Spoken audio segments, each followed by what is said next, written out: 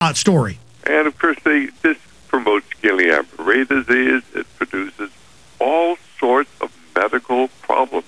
And they said they have been trying to sell it to the American people, and yet so many people have been crippled or had permanent damage to their immunity. You have to understand that the whole idea of vaccines is to stimulate the immune system. And this is one reason why we have so much autoimmune disease in America. We're talking about rheumatoid arthritis, lupus, Sjogren's disease, certain types of thyroiditis, chronic bowel symptoms. It's because they've overstimulated the immune system. Eczema. Absolutely. And then, of course, what you have to understand, we could start with simply an alphabetical approach to this. That you get asthma, and you get allergies, and you get autoimmune disease. Do you realize that in the United States today, 1 in 9 children has asthma? You don't see this in the Amish children because they aren't required to take the vaccines, or they just refuse to take the vaccines. There's been an explosion of autoimmune disease. There's an explosion of eczema and asthma, as you point out. And then, of course, the mercury in the vaccines attacks the brain. And this is why today in the United States, 1 in 6 children, according to the CDC, their own figures, 1 in 6 children has either a learning disability or a neurodevelopmental abnormality. 1 in 6 American children. You don't see this in children who don't take the vaccines. They're destroying the minds and lives of our children. Which is what the top eugenicists like H.G. Wells and Bertrand Russell and John P. Holdren said they would do. Absolutely. In fact, if you read, and we have the book, people can get it, it's called The Impact of Science on Society, written by Bertrand Russell, and he comments there, by diet, injections, and injunctions, we will so alter the mind of the child that they will not be able to differ from the things that they were taught by the schoolmaster. By diet, injections, and injunctions. What are they going to put in the diet? Or why they put aspartame in the diet that has an impact on the mind. We could talk for hours on that, produces cancer. But then they put, of course, the mercury that they're giving our kids in the injections.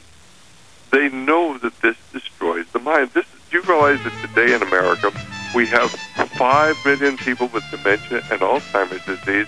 In all of China, with 4 times our population, they've only got a little over 5.5 million people. And it gets worse than that. Stay there, Doctor. Long segment coming up.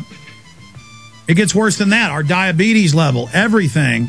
We're going to talk about that with medical doctor Stan Monteith on the other side. Stay with us.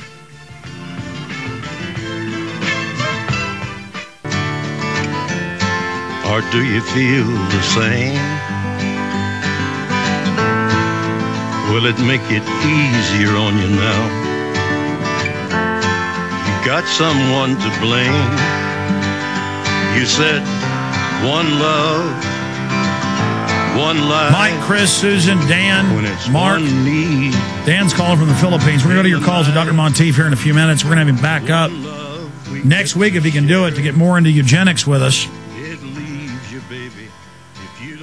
Doctor, separately from the whole flu situation, I mean, you mentioned Alzheimer's. They now have this early onset of it when you're 35, 40 years old. Sure. You mentioned that we have more brain disorders than people in China, more Alzheimer's. I mean, they're killing us. We know it's designed. They stated they would do it. They write giant textbooks on it like Eco Science bragging about it. And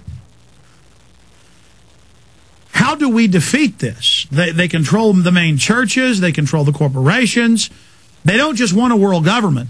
That's the means to the end, as John P. Holdren, White House science czar, says, as he states, a planetary government, a planetary regime. Dr. Pianka says it. Peter Singer says it. They all say it. Ehrlich says it. George Bush Sr.'s advisor, that they're going to have a world government to carry out our orderly extermination, testing soft kill weapons as we die. They train as it's normal. They pose as the saviors. They have marches and marathons to fund research, which is actually funding how to kill us. You're a medical doctor who discovered this decades ago. It appears, all the evidence shows, they're expanding their eugenics operations to more of a hot kill, fast kill now. And the Reuters has got a big article out saying, oh, there'll be millions of deaths this year. People will think they take the shot and die. But no, there'll be no adverse reactions. It's impossible. They're telling doctors if someone dies after they take it or becomes paralyzed, the shot didn't do it. It appears they're preemptively studying how to roll this out successfully, just like Gardasil, and kill and maim us and sterilize us and then get away with it. Well, I think that probably the vaccine that they're going to give in Europe will be more dangerous than the one that they're going to give here, because the one they're going to use in Europe is a squalene one that's licensed to give to people over 65. They're going to give it to the whole population.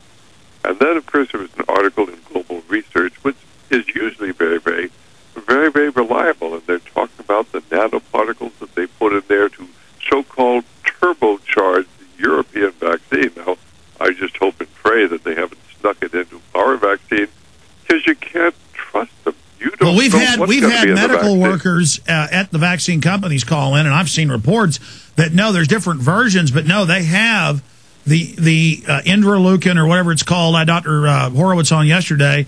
They're saying that it is in the vaccines, or at least some of them. It may very well be, but see, we can't trust them because they have put things into the vaccines in the past, or they will say, well, we didn't know it was there. Well, they can say that, but when they did know it was there, they continue to distribute it, and I'm talking about specifically the polio vaccine, the original polio vaccine. SV40. And when they found out it had a cancer virus in it, they continued disseminating it. They've contaminated the whole population of the world. About 30% of our population today still carries that cancer vaccine, that cancer virus that was in the original polio vaccine.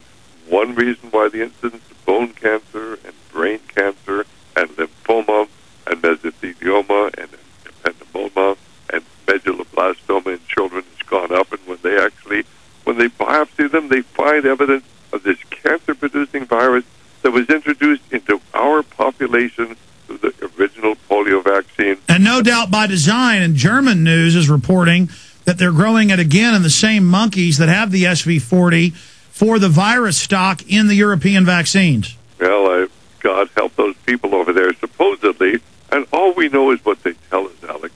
Supposedly, the American vaccine is going to be grown in the yolk of eggs.